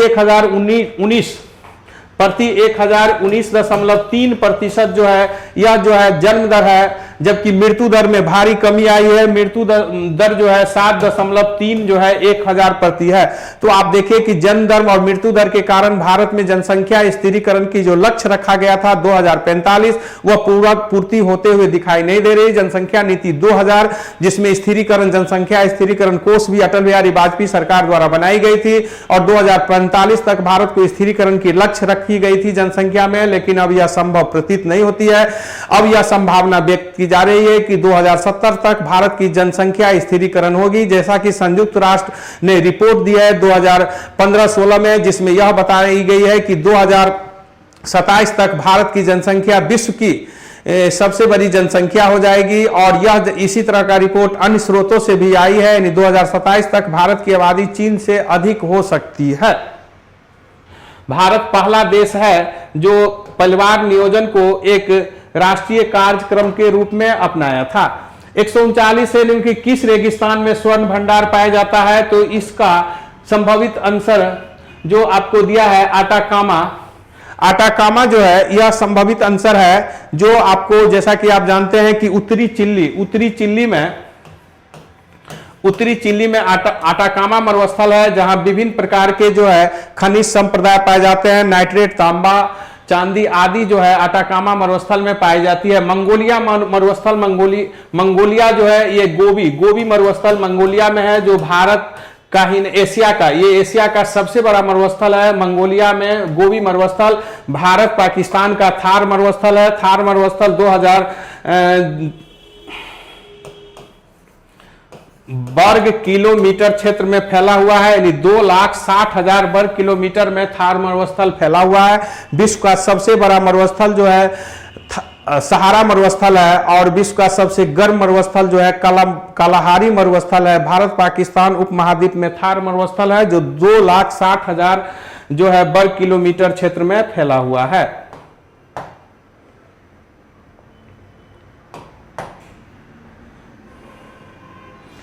धन्यवाद।